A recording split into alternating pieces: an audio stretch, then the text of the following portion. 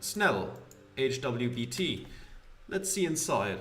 If Snell just has the book laying about, that would be very interesting. It's a bit high up. Can't reach it. Okay. One of Snell's boxes. I'm gonna take the shards of jaw. You know what? Sorry, Snell, we need it for the investigation. This board, Snell's work. Do we have anything more we can do here? Interesting. Okay. So it doesn't seem... I mean, I didn't expect the book to be here, but... a mass-produced glowstone lantern. A glowstone lantern. Oh. Fix the lantern. What's wrong with it? The glowstone inside must be malfunctioning. Common issue with these cheaply, this cheaply post-war era produced lanterns. Hey Snell, do you need helping? Do you need help fixing this thing? That's okay, cleric. Come on. Ah, there we go. Would have liked that on the learning the spell thing, but there you go. You spend a few minutes looking it over, realizing a bit later that you should have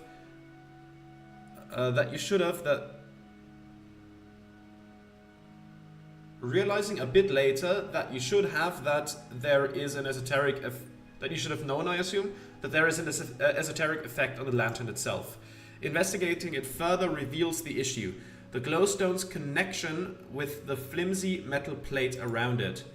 While the heat remained and the stone is quite hot, its weak esoteric light was esoterically spread out across the full surface of the lantern instead of focusing on the glowstone itself. Reattach the glowstone without burning yourself. With a quick snap, light returns to the lantern. Such a simple solution. You should have come up with it quicker. I fixed the lamp, Snell. Huh, thanks. Now you won't have to trip when going to the bathroom in the middle of the night anymore. I'm so good at tinkering with stuff. Oh, I'm just gonna... That's not really a problem, you know. He points at his eyes. Dark vision. Right, you're a goblin, I keep forgetting. Yeah, I keep forgetting. Same to you. I keep forgetting you're not an abnormally tall gnome. A gnome? Do an impression, he'll like that. No. Snell does not appear to be the type to enjoy racist caricatures. So please do not perform a racist caricature of a gnome to entertain him. No you don't. Take that back. Mimic stereotypically gnome hand movements. Look at me, I am the tallest gnome in all of the world. No, you don't. I might have been joking. He stretches a bit. But yeah, the fixed lamp will help. Thanks again, cleric. I'm so good with tinkering with stuff. You're slightly above average. Which says more about the average than it does about you. Nice. Okay, that was good. Anything else we can do here with the lamp? I think that's... Yeah, no, that's all for now. Okay. So that's down here. Let's go outside again and see if we can find something. Again, I'm kind of just waiting for midnight to pass. What is this way? Leads outside eventually. Okay. And then I want to go to that house that was locked until a bit past midnight. And then I might go for a long rest, just to maybe make the odds better of me finally learning the book thing. Okay, this is that again. We've been there and done that. What other places do we have here? Where does this lead? Drunk Sphinx, okay. And this? Up to Tolstad, okay.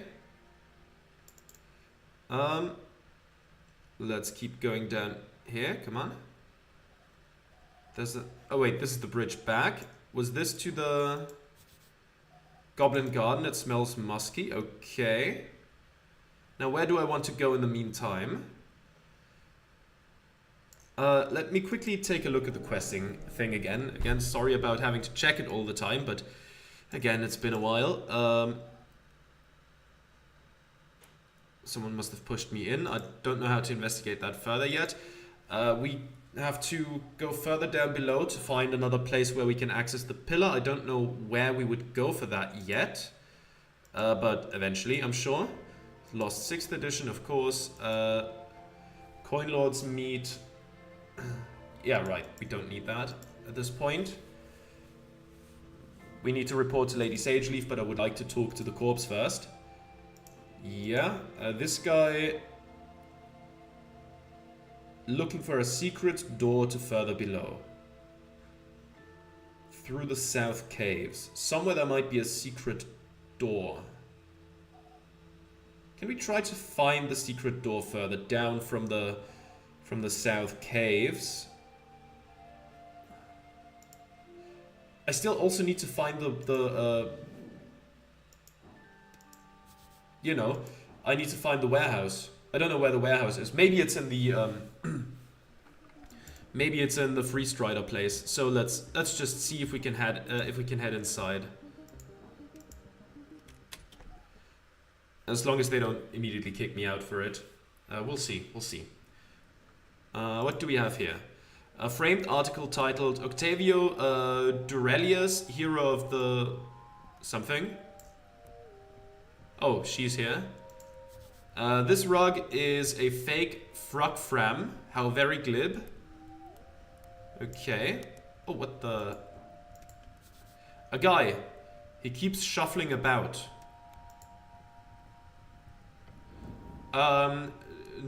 Tinnital, hired smoke method. You look into the flames of the fireplace. A hissing voice calls out to you. Didn't your mother ever tell you? It is rude to stare. Oh shit! Look closer. Squat down and look closer. Your eyes adjust to the brightness of the fire. A figure lies upon the lit timbers. Like a puff of smoke materialized into a solid chunk. It is a method, a primal spirit. This one appears to be made out of smoke and heat. I apologize. Good. You know your place. I'm Tinnital. Terrible to meet you. Lovely to meet you as well. I am... Don't care. It interrupts you. It looks back and forth between you and Snell. I'm in charge here, so don't do anything nasty, or I'll report you to the Tusk Lady. Tusk Lady? Amazing. Your gnome companion squints into the fire. Then he whispers to you, I hate these things. So you're like a guardian of this place or what? Something like that. I'm only obliged to attack you if you actually steal something. Oh really? Test the little guy. I'll keep that in mind. Yeah, you better. Is there something I can do to get you to look the other way? Look, I'm bound here, you know. Only higher orders would allow me to look the other way. Higher orders? It sighs, a puff of smoke wisps into the air. If you were an elemental lord or something, that would change things. But you are not, so... But you could be one. Advantage and -2 difficulty. Prove that you're a worthy elemental lord by sticking your hand in the fire. And I have a +4. So I need to roll an 8 on one of 2 die.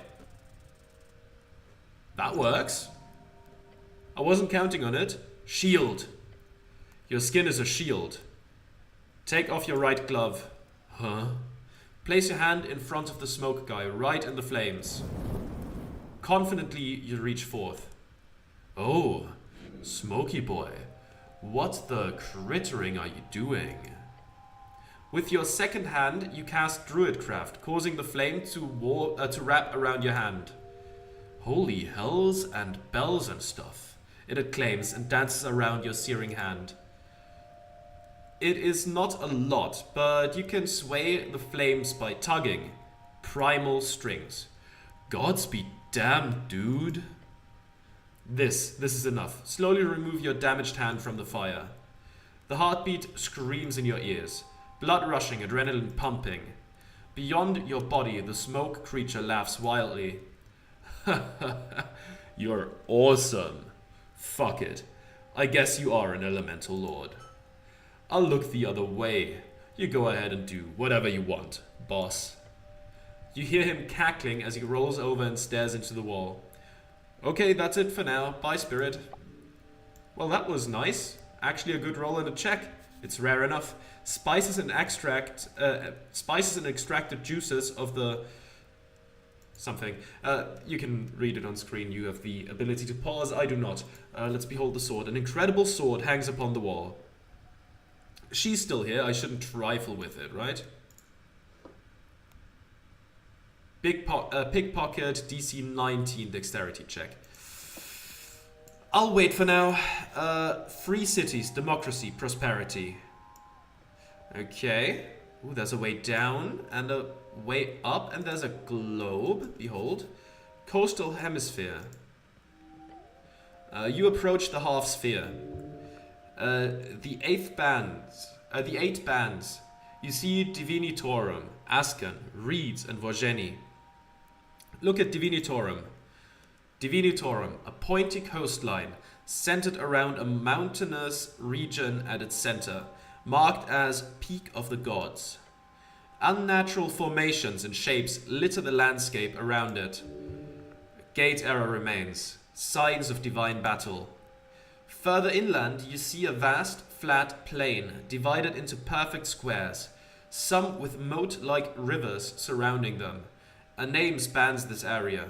It says Golden Horde. Various city-states are placed along the mountains on the coast.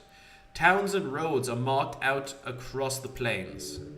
A great and terrible band, where the gods once entered Jor. Let's look at Ascan. Ascan, you see the burned coast to the east, with the Ilim forest covering the border with reeds.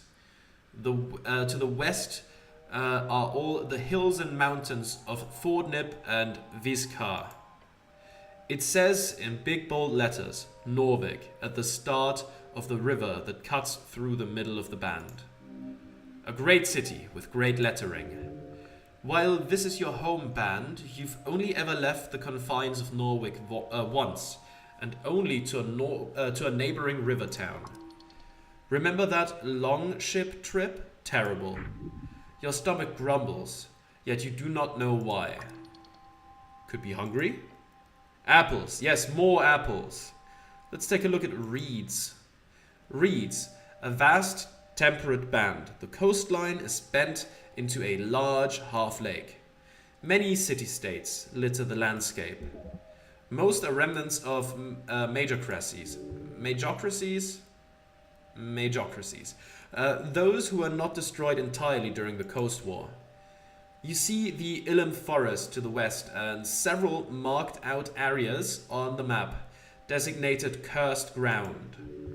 The Coast War took much, even the land itself. Let's take a look at Vogeni. Vogeni, a great highland, strangely shaped lakes, spatial markings designated gravity masses, floating spheres of farmland that are logically difficult to map out. The only real cities are placed along the coast. A line is marked out halfway towards the wastes. It says Frontier Gap. You've heard of this place and its beauty. Perhaps one day you will see it yourself. Let's spin it around. You do so, revealing the other four bands, those furthest away from your home band. You see Heishi, Kargamesh, Feltire, and Im. You've never actually seen these bands, so who knows what they're like. Let's take a look at Heishi. Heishi, a grand jungle with a handful of mountain ranges splitting the band into a spiral. It looks like a moor. Several parts of this map are drawn very abstractly. We do not have proper information on large swaths of this band. It is simply too dangerous to map it out properly. One of the few points actually marked out is Lake Kuja, near the border to Vogeni. Look at Kargamesh. Kargamesh, Two vast deserts with pockets of magical green across. The rocky savanna of the west and the far-reaching dunes of the east. Divided by the vast river ravine, the Bay of Thor, at the peak of which lies the legendary city of Ukul. It is also marked by vast symbols for other undercoast ravines, which connect with the various cities. The stereotypical exotic land beyond the coast. Give me 1 second, I need to drink some tea because you can probably hear my voice straining a bit.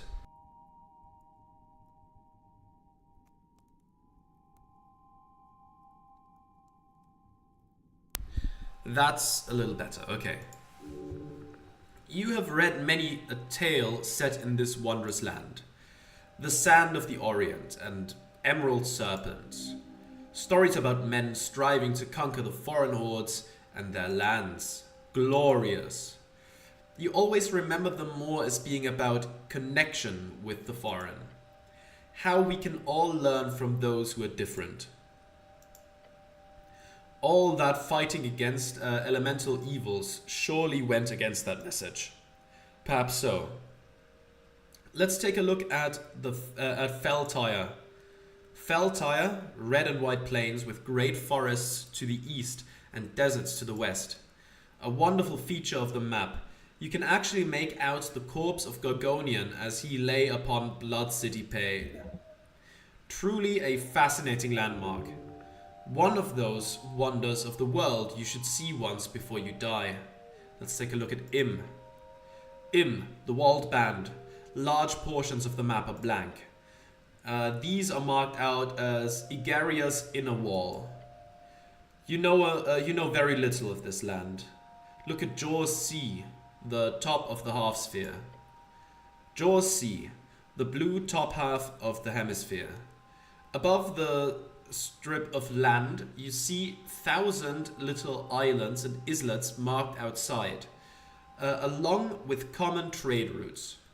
But the further you go up, the fewer markings upon the blue. Only the far isles can be found there. At the top it says Jaws Point.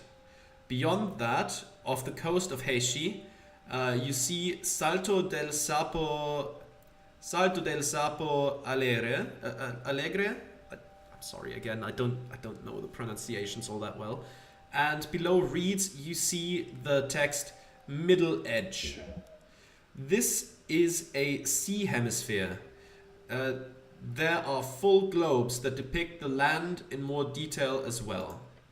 However, since there is no consensus on exact distances, due entirely to the unstable esoteric natures of both inland and seaward, whether people view Jaws' realm as a hemisphere or a globe is up to the use cases. Okay, why is it a hemisphere again? It is not always depicted this way.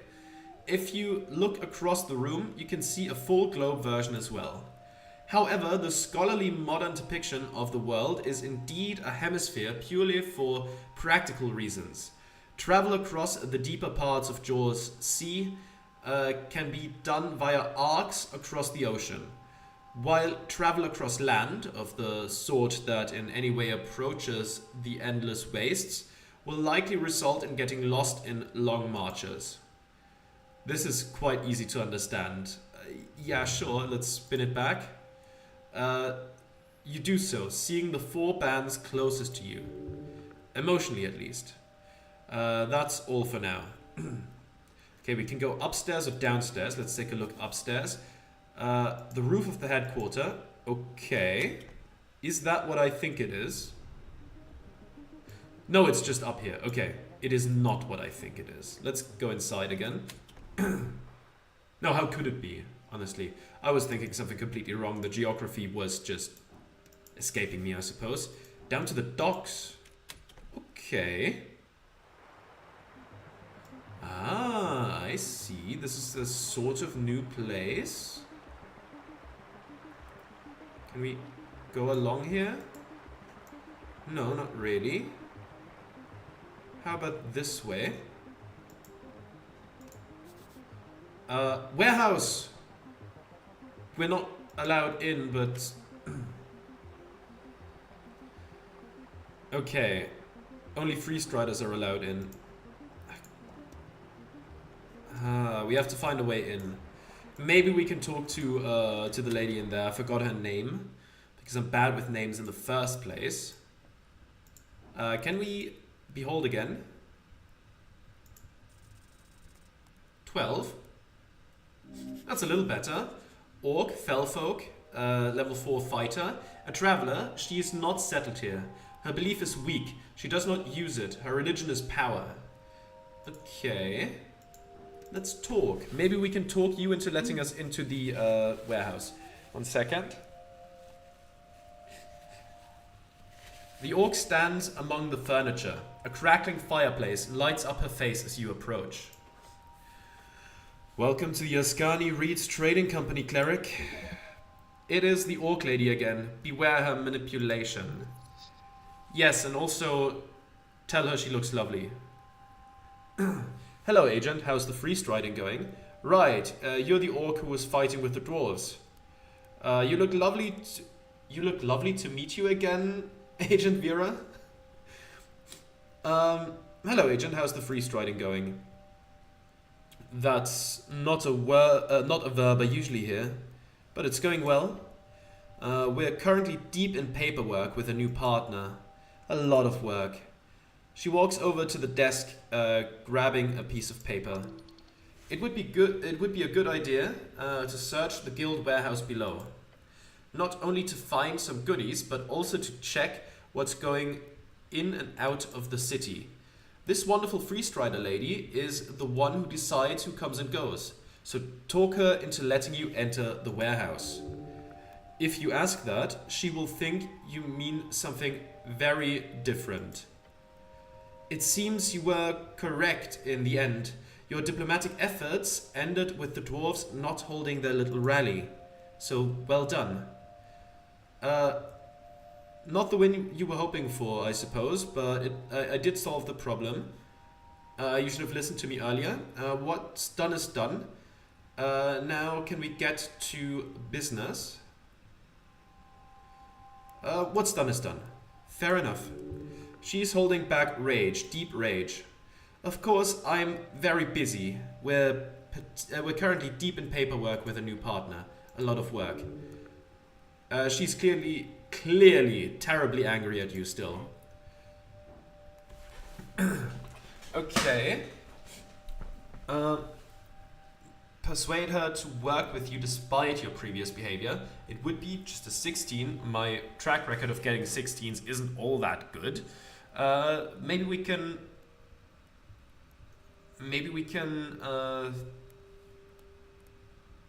kind of smooth things out to make the check easier. Oh, I'm afraid I don't have time right now, cleric. Perhaps you could book a meeting. I'd love to help, of course. When are you available? About March 29th. That's too late. I am sorry, but I'm really just swamped here. You sense a threatening aura. This is what happens when you make an enemy of a Freestrider. Guess you'll just have to wait until after the election. But that's like very far in the future. Several days. I want to search the warehouse. Oh, do you? We can arrange that, like, after the election, of course. Like I said, things are just very busy right now. You're not actually busy, are you? You're just mad at me. She drops her smile. Mad? I suppose I disagree with your methods, cleric, but I promise you, I am a professional. I do not let petty things like that get in the way. Okay. We couldn't boost that, but maybe I can boost my charisma a little bit and then try. Let's go to the inventory and go to charisma. This helmet is +2 charisma. Okay. Let's equip that one. That gives me a +2 to the stat. This is a negative charisma, negative charisma, negative charisma, +2 charisma. Maybe instead of the pocket watch, we get a +3 now. This is +1 charisma, minus charisma, minus charisma. Right, this just got switched in here. Oh, this took -2 charisma. Okay. Yeah, I think that's as high as I can boost it, which is a +3. That's not bad. Cleric, I'm working late today, as you can see. She gives you a short smile. Treachery? Yeah. Okay, we are +3. We need to roll a 13 or better. That is neither a 13 nor better. You stare at her as she keeps avoiding your gaze. There is no way you're doing this right now. Although maybe if you beg, it might actually help your chances. Vera, please talk to me. She glances at you with a frown. I am cleric, but I am, like I've mentioned, quite busy. Please. Cleric, no. Please. Cleric, maybe later. I'm busy now, okay? Okay. Oh, okay, good. She finds you disgusting. Oh. Okay. I only have one shard of jaw, but... Please, I just need to roll a 3. Game, please give me one tiny little crumb of goodwill. Whew, that's good. I was expecting a critical success. Okay, this time to solve this. Smooth talking style. So like manipulation? Something like that. Just give her a little something. Then she'll give in. Vera? Yes? And make it clear that it's a good deal for both parties. The Ascani Reeds Trading Company can stand to gain a lot from my help. Can it? Yes, as can I from yours. Well, from what I saw up there, the deal with the dwarves worked out in my favor for a number of reasons, but that was a different deal. Right now, we can both stand to gain. She glares at you, looking you up and down. Her gaze softens. She sighs. Perhaps there is time. I assist you, you assist me. Isn't that right? Deal. Deal. So what do you want, cleric? Okay, now we can talk. About the tea shop owner. One greasy bird, but he's good at his job. What about him? What do you know about him? He's a Yobu. Speaks through those mimicry voices. We've worked with him in the past. There was some kind of conflict with the ownership of his property at one point with the HWBT. It was resolved. Where can I find him? No clue. Never mind, another question. Well then. I'll ask that last. Okay, no, I'll ask that last. Any news about the tea shop? She sighs and grabs an envelope on the table. Darrow put a stop to any official investigation. He even had his guardian angel place an arcane lock on the entryway. You mean Etia? Yes, his celestial pet.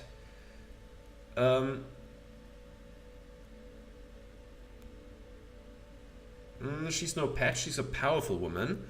I like her, I don't like her, I like you more than her. She's powerful. Powerful, yes. Woman, though? I think that definition might be stretched. I've had the displeasure to deal with her a few times here on Tolstad. Ever since she was handed the reins of Coin Lord Lapdog, she seems to enjoy mocking us lesser creatures, coming off almost petty. Strange behavior for such a transcendent creature. She adjusts her posture. Now, she opens the envelope and reads for you. Bystanders suffered minor injuries. No real casualties found after a quick search of the premises. The flames were put down within the hour. Eyewitnesses indicate the flames appeared alongside a loud explosion. A few unnamed people also mentioned the flames were blue for a short moment. Blue flames, huh? The rest goes along with our info. Good to have it corroborated. Where'd you hear all this? She smiles. We have our sources too, my friend. Blue flames. You're not the first to mention that to me. And you didn't have any of these witnesses recorded? How quick was the search afterwards? Thank you for the info. Blue flames, you're not the first to mention that to me. Indeed. Clearly it indicates some type of magical origin. Sorry, I mean esoteric. Esoteric origin, she winks. Call it whatever you want, but it comes from a spell. She nods. And you didn't have any of these witnesses recorded? None, I'm afraid. We heard the Hathways had one direct witness who identified himself. A Frank fellow. But we found nothing more on that thread. The goblin mutters something to himself. He says that stupid fucking name, along with some profanities you do not wish to hear. How quick was the search afterwards? She smirks. Apparently only 10 minutes. Too short for a proper investigation. What's more interesting is that the official report does not mention any lead investigator, apart from Darrow himself and the militia org. So my guess is that they just didn't do anything after the militia put out all the flames and secured the structure. That's insane. They can't just do that. If the Coin Lord ordered it, it is just. I'm a neutral observer here, so I don't have an opinion. Oh, that's insane. Clearly they can. She does not care, but she is intrigued. Thank you for the info. Tell me more about the Freestriders. What's with that thing in the fireplace? I want to know more about you.